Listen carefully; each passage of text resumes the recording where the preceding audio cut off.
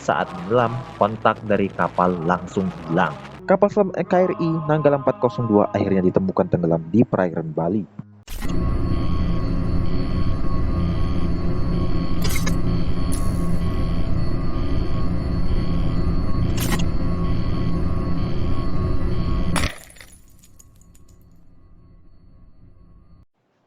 Kapal selam KRI Nanggala 402 adalah kapal selam serang bermotor diesel listrik tipe U-209 buatan Jerman. Kapal selam tersebut diproduksi tahun 1978 di galangan Hollandsworth di Kiel. Kemudian dipesan Indonesia pada tahun 1979 dan diserahkan kepada Indonesia pada Oktober 1981 di Jerman. Kapal selam KRI Nanggala termasuk yang disegani di Asia Tenggara karena memiliki kemampuan handal, bahkan dijuluki monster bawah laut. KRI Nanggala 402 merupakan satu dari 5 kapal selam yang dioperasikan TNI Angkatan Laut dalam jajaran Satuan Kapal Selam atau lazim disebut Korps Hiu Kencana. Nah, pada Ramadan kali ini telah terjadi kejadian yang sangat memilukan, di mana kapal selam KRI Nanggala 402 tenggelam dan menewaskan seluruh awak kapal beserta prajurit yang ada di dalamnya. Setelah 5 hari hilang, kapal selam KRI Nanggala 402 akhirnya ditemukan tenggelam di perairan Bali. Oke, langsung saja. Berikut 10 fakta viral tentang tenggelamnya kapal selam KRI Nanggala 402. Sebelum itu, beri kami dukungan dengan mengklik tombol subscribe, like, dan komen sebagai bagian dukungan untuk membuat video-video selanjutnya dari kami. Terima kasih. 1. Tenggelam di kedalaman 838 meter di bawah permukaan laut. Kepala Staf TNI Angkatan Laut, Laksamana TNI Yudo Margono mengatakan, kapal selam KRI Nanggala 402 yang sempat hilang kontak sejak Rabu, 21 April di perairan Bali, kini sudah terdeteksi berada di kedalaman 838 meter di bawah permukaan laut, atau bahkan lebih tinggi 10 meter dari bangunan tertinggi di dunia, yaitu Burj Khalifa dengan ketinggian 828 meter. Yudo menyebut KRI Nanggala 402 mulai terdeteksi usai KRI Rigel melakukan multi-beam echo sounder dan melaksanakan kontak bawah air di tempat yang diduga kuat posisi tenggelamnya kapal selam itu. Hanya saja KRI Rigel hanya mampu di kedalaman 800 meter. 2. Kapal terbelah 3. Selanjutnya, sebab peralatan yang dimiliki KRI Rigel yang terbatas, pencarian KRI Nanggala 402 dibantu MV Swift Rescue bantuan dari negara Singapura dan berhasil mengidentifikasi pada pukul 7.30 WITA. ROV milik Singapura mengidentifikasi bagian-bagian KRI Nanggala 402 yang telah terbelah menjadi 3 bagian. 3. Ditemukan serpihan dari KRI Nanggala 402. Berdasarkan konferensi pers yang digelar oleh Laksamana Yudo Margono pada Sabtu 24 April 2021, telah diidentifikasi dan ditemukan sejumlah barang yang diyakini berasal dari serpihan KRI Nanggala 402. Barang-barang dan serpihan tersebut menjadi bukti otentik bahwa kapal selam tersebut memang telah tenggelam di perairan laut dalam.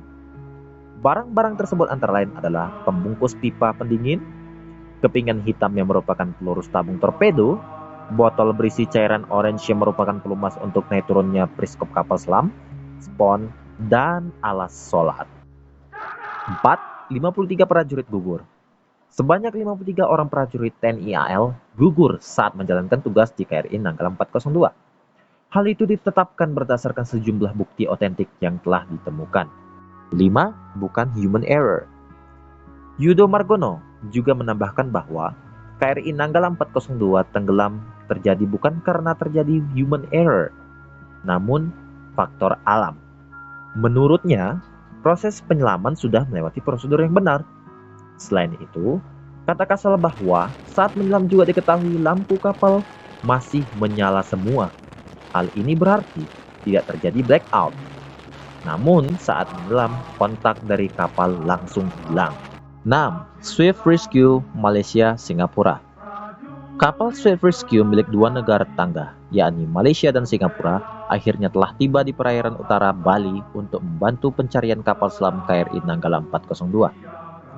MV Swift Rescue tersebut lengkapi kemampuan SMARE, Submarine Escape and Rescue. Kapal yang diciptakan dan dioperasikan oleh ST Marine, anak perusahaan Singapore Technologies Engineering, dengan nilai kontrak 400 juta dolar atau setara 5,8 triliun rupiah mencakup di dalamnya sebuah Submarine Rescue Vehicle (SRV) bernama Deep Search and Rescue 6. 7. Proses evakuasi. International Submarine Escape and Rescue License Office (ISMERLO) yang ada di Northwood, Inggris, mengaku siap menerjunkan tenaga ahlinya untuk membantu proses evakuasi kapal selam KRI Nanggala 402. Dikutip dari laman resmi ISMERLO, lembaga itu telah menerima sebuah peringatan dikirim ke ISMERLO oleh Angkatan Laut Indonesia mengenai KRI Nanggala 402. Pihak ISMERLO memastikan bahwa ruang operasi mereka akan tetap diawaki sampai proses pencarian selesai. Selain itu, tenaga ahli dari tim ISMERLO dengan koordinasi internasional siap untuk diterjunkan untuk membantu TNI AL mencari aset kapal yang tenggelam. 8. KRI Nanggala 402 resmi dinaikkan statusnya dari Submiss menjadi Subsang. Dalam konferensi pers yang dilakukan secara daring, Laksamana Yudo Margono menyebutkan dengan adanya bukti otentik yang diyakini milik kapal selam KRI Nanggala 402, TNI AL mengisyaratkan dari Submiss menjadi Subsang. 9. Persatuan Dukun Nusantara Perdunu. Terlihat dalam video yang diunggah akun Instagram @neng_update pada Sabtu 24 April 2021, sekelompok pria yang tergabung dalam Perdunu itu melakukan ritual di atas kapal. Mereka memanjatkan doa serta melantunkan Al-Fatihah bersama-sama. Dengan dua kendi yang berada di tengah-tengah mereka, seorang pria berkemeja putih dengan ikat kepala merah kemudian menutup ritual dari pagi hingga sore hari itu dengan ucapan terima kasih. Nanti kita tutup dengan melarungkan media atau wasilah, menunjuk kendi yang kita mohonkan pada Allah SWT.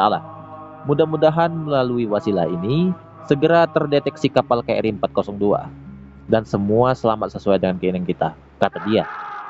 Pria berkacamata itu juga mengungkapkan bahwa memang kejadian tersebut sudah ditakdirkan oleh Allah. 10. Perencanaan peremajaan alutsista. Di tengah pencarian KRI Nanggala 402 di perairan utara Bali, Menteri Pertahanan Bapak Prabowo Subianto berbicara soal modernisasi alutsista di 3 matra, TNI AD, TNI AL, dan TNI AU. Kita memang perlu meremajakan alutsista kita. Banyak alutsista kita memang karena keterpaksaan dan karena kita mengutamakan pembangunan kesejahteraan kita belum modernisasi lebih cepat, kata Prabowo pada Kamis 22 April 2021. Ex-Danjen Kopassus itu mengatakan investasi di bidang pertahanan memang sangat mahal. Tak jarang pimpinan negara selalu dihadapkan dengan dilematis antara mengutamakan pembangunan kesejahteraan dengan tetap menjaga kemampuan pertahanan supaya kedaulatan tidak diganggu. Terlebih di tengah pandemi ini, Prabowo mengatakan pembangunan kesejahteraan sedikit banyak menghambat modernisasi. Namun ia mengatakan hal ini akan segera diurus.